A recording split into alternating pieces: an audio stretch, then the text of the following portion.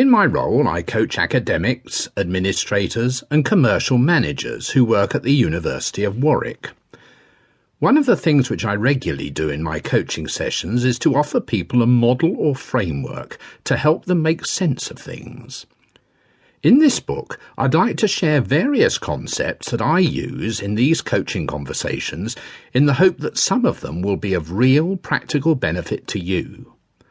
Different readers will find different ideas useful to them, and I encourage you to focus on those that you think will be of value to you personally. In this opening chapter, I'll set out some of the basic ideas that underpin the primarily non-directive approach to coaching that I use. We then go on to explore the idea that learning to do something you couldn't do before requires first-hand experience coupled with reflection to make sense of your experience. If you want to translate some of the ideas in the book into new behaviours and habits, you will need to try things out in practice and then reflect upon what happens. What is coaching? I'd like to begin by clarifying what I mean by coaching. When most people think of a coach, they have in mind a sports coach, such as a football manager or a golf professional. I myself take tennis lessons, and my tennis coach has clear views on what good tennis strokes look like, how best to grip the racket, and where to position yourself on the court. And I am happy to listen to his instructions and advice, trying to incorporate these into my game.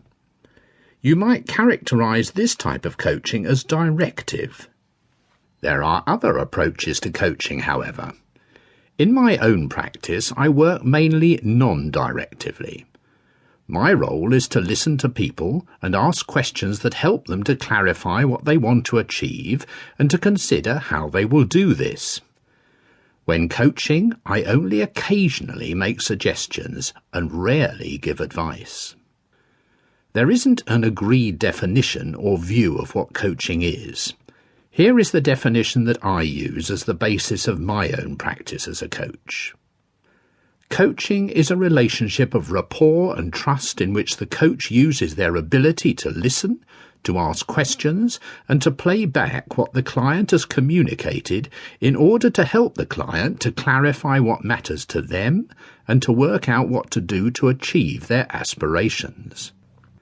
The definition emphasizes my view that the role of the coach is to help you to articulate your goals and how you will set about achieving them. Non-directive coaching is about facilitating, not instructing, advising, or guiding.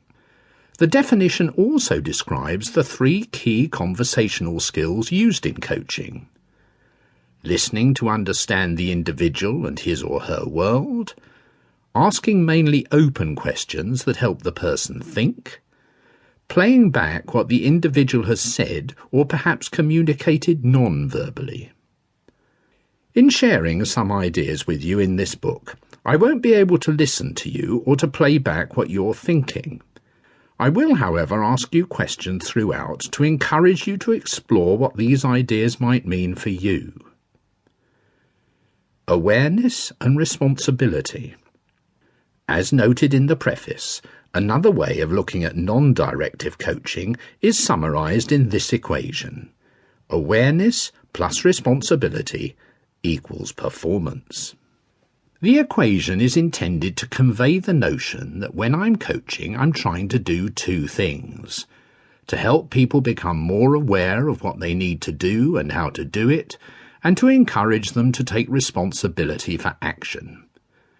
The fundamental premise is that people who are aware of what to do and who take responsibility will perform effectively, whatever performance means in their context. It might be carrying out a home improvement project, setting up a community initiative, playing tennis, or finishing a course of study.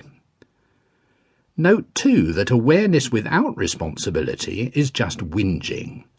In other words, someone who is aware of what he or she needs to do to address an important issue, but who takes no responsibility for acting, is simply whinging.